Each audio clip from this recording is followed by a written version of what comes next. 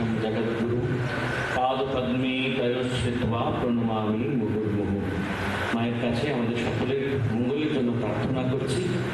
আজকে আমাদের একটি বিশেষ দিন। আমাদের নরেন্দ্রপুর রামকৃষ্ণ মিশন বিদ্যালয় প্রাক্তনী আয়োজিত বিদ্যালয়ের সদ্য প্রাক্তন ছাত্র যারা, তাদেরকে তাদের বিশেষ কৃতিত্বের জন্য সংবর্ধনা জ্ঞাপন। এই অনুষ্ঠানটি আমাদের বিদ্যালয়ে 2023 সালে একবার অনুষ্ঠিত হয়েছিল। আমাদের এই 1987 সালের প্রাক্তনী দাদাদের উদ্যমের যে ব্যাচ রয়েছে, উদ্যম নামক যে ব্যাচ রয়েছে, তার পক্ষ থেকে, নরেন্দ্রপুর বিদ্যালয় প্রাক্তনীর পক্ষ থেকে এটি বোধ হয় প্রথম। তাই সর্বাগ্রেই নরেন্দ্রপুর রামকৃষ্ণ মিশন বিদ্যালয় প্রাক্তনীর যারা আধিকারিক রয়েছেন, যারা সম্মানীয় সদস্য, বিদ্যালয়ের কৃতি প্রাক্তনীরা রয়েছেন, তাদের সর্বাগ্রে স্বাগত, নমস্কার, কৃতজ্ঞতা জানাই। মঞ্চে উপবিষ্ট আছেন আমাদের আশ্রমের সম্পাদক, আমাদের অভিভাবক পূজ্যপাদ স্বামী শাস্ত্রজ্ঞানন্দজি মহারাজের উৎসাহে আমরা বিদ্যালয়ের প্রতিটি ক্ষেত্রে কাজকর্ম করি এবং ছাত্রদের জন্য মহারাজের একটি সর্বাগ্রে চিন্তা থাকে। মহারাজকে এই অনুষ্ঠানে প্রণাম নিবেদন করি। মঞ্চে উপবিষ্ট আছেন আজকের এই সম্মাননা জ্ঞাপনের যে অনুষ্ঠান, তার প্রধান অতিথি আমাদের অধ্যাপক ভাস্কর গুপ্ত মহাশয়। অধ্যাপক ভাস্কর বাবুকে আমরা নরেন্দ্রপুর বিদ্যালয় প্রাক্তনী সবার তরফ থেকে শ্রদ্ধা নমস্কার জ্ঞাপন করি।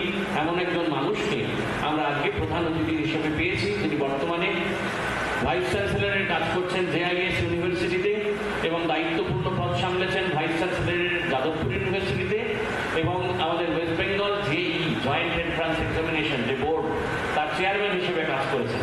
এবং আমরা শিবাদিদার কাছে শুনছিলাম যে প্রাক্তনীর তরফ থেকে যখনই ওনাকে আমন্ত্রণ জানানো হয়েছে, সঙ্গে সঙ্গে উনি রাজি হয়েছেন আজকের অনুষ্ঠানে আসার জন্য।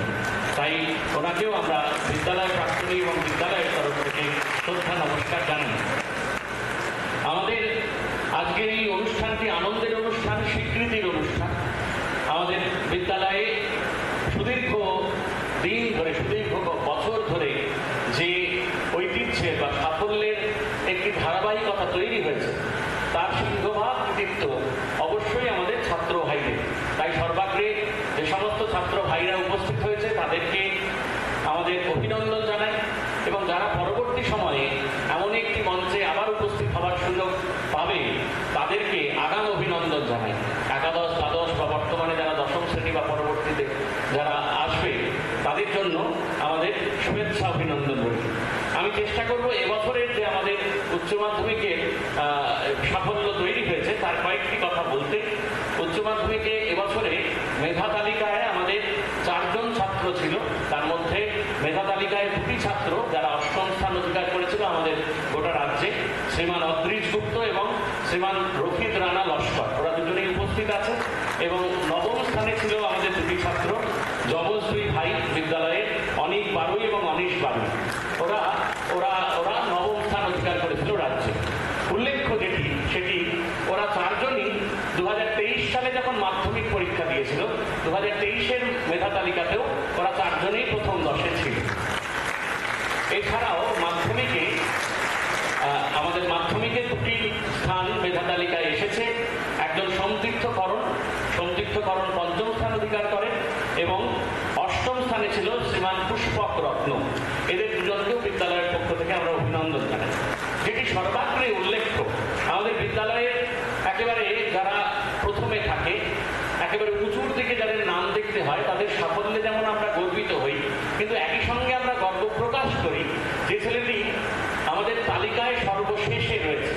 আমরা দেখতে চাই একটি বিদ্যালয়ের সাফল্য বোধহয় সেই নিরিখেই করা যায় যখন শেষ ছেলেটি বা অপেক্ষাকৃত পিছিয়ে পড়া ছেলেটি যখন শেষ ভালো হাসিটি হাসে, উজ্জ্বল হাসিটি যখন তার মুখের কোণে দেখা যায়, আমাদের সেটি অত্যন্ত আনন্দের, গর্বের। পূজ্যপাদ শাস্ত্রজ্ঞানন্দজি মহারাজও একই কথাই বলেন। মেধা তালিকায় 4 জন স্থান পেয়েছে বটে 2025 সালে, কিন্তু আমরা যদি দেখি আমাদের প্রথম 15 জনের তালিকা উচ্চ মাধ্যমিকের, তাহলে 2025-এর উচ্চ মাধ্যমিকের প্রথম 15 জনে 26 জন ছাত্র ছিল, যেটি আমাদের অত্যন্ত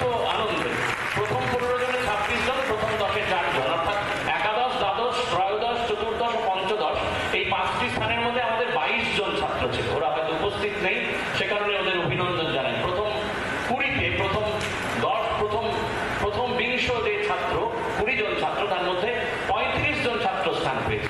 অর্থাৎ 25-এর উচ্চ মাধ্যমিক পরীক্ষায় একটি অসাধারণ সাফল্য এসেছে, মেধা তালিকায় হয়তো আসেনি।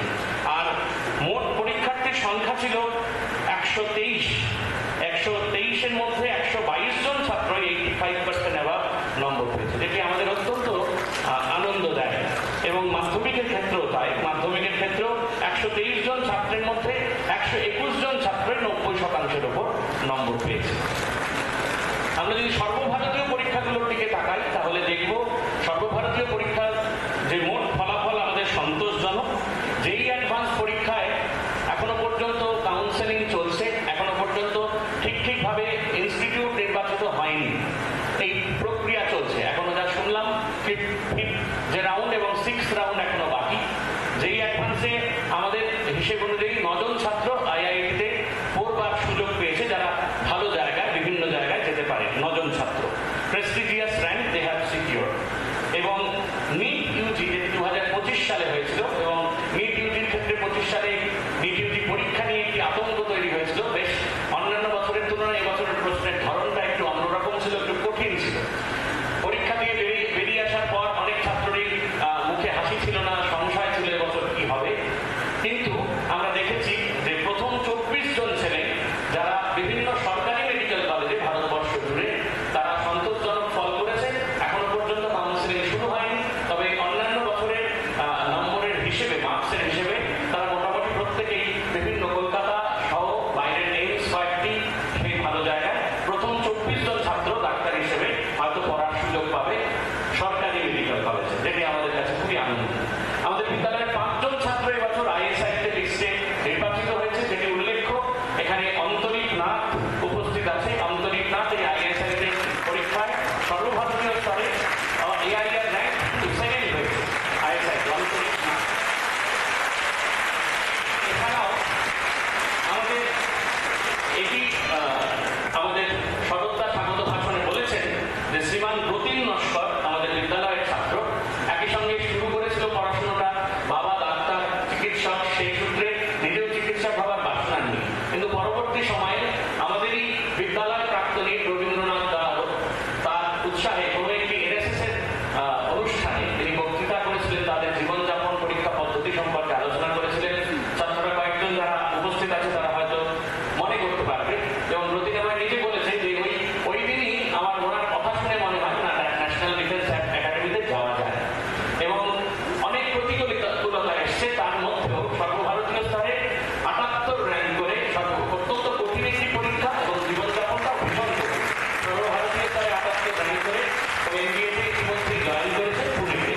রতিনকেও আমরা আমাদের বিদ্যালয়ের যে পরিবার তার পক্ষ থেকে অভিনন্দন জানাই, আগামী দিনের শুভেচ্ছা জানাই।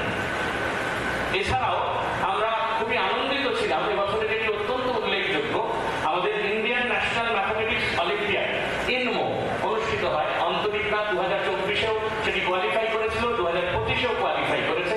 এবং এবছরের মাধ্যমিক পরীক্ষার্থী ছিল শ্রীমান রেবন্ত সান্যাল। এই রেবন্ত সান্যাল মাধ্যমিক পরীক্ষার্থী 2025, এবং শ্রীমান অন্তরিক নাথ মাধ্যমিক উচ্চ মাধ্যমিক পরীক্ষার্থী 2025। গোটা ভারতবর্ষ থেকে মাত্র 30 জন নির্বাচিত হয়। আমাদের বলতে আনন্দ হয় যে এবছর এই 30 জনের মধ্যে 2 জন ছাত্র নরেন্দ্রপুর বিদ্যালয়ে, একজন রেবন্ত, একজন অন্তরিক। এছাড়াও বিভিন্ন যে মহাবিদ্যালয়গুলি রয়েছে, আমাদের রামকৃষ্ণ মিশন বিদ্যা মন্দির বেলুড় মঠ, রামকৃষ্ণ মিশন আবাসিক মহাবিদ্যালয় Narendrapur, Presidency University, Saint Xavier's College, এই যাদবপুর ইউনিভার্সিটি, এই সমস্ত বিশ্ববিদ্যালয়ের অন্যান্য শাখা, অন্যান্য ইগোস্ট্যাট ম্যাথ এই কম্বিনেশন অথবা হিউম্যানিটিজ এই কম্বিনেশন, এই ধরনের যে কম্বিনেশন গুলো হয়েছিল, সেখানেও সাফল্যের সঙ্গে আমাদের ছাত্র ভাইরা পড়াশোনা শুরু করেছে। বেশ কয়েকটি কলেজে পড়াশোনা ইতিমধ্যেই শুরু হয়ে গেছে, জেভিয়ার্স, নরেন্দ্রপুর, বেলুড় বিদ্যা মন্দির, এই সমস্ত কলেজে তারা যোগদান করেছে। তাই সার্বিক যে সাফল্য তৈরি হয়েছে সেটি আমাদের কাছে খুবই আনন্দের, অত্যন্ত সন্তোষজনক। শুধু ছাত্র ভাইরা যারা ভবিষ্যতে এই সাফল্যের পথে এগোবে, সাফল্যের সিঁড়ি রচনা করবে, যারা ইতিমধ্যেই এই সাফল্যের সোপান পেরিয়ে আবার একটি নতুন দিগন্তের দিকে এগিয়ে যাচ্ছে, তাদের উদ্দেশ্যে একটি কথা আমরা বলতে পারি যে জীবনে অনেক প্রতিকূলতা আসবে, প্রতিঘাত আসবে, সেখানে মাথাটা উঁচু করে সৎ ও সুন্দর নাগরিক হিসেবে জীবনটা যাপন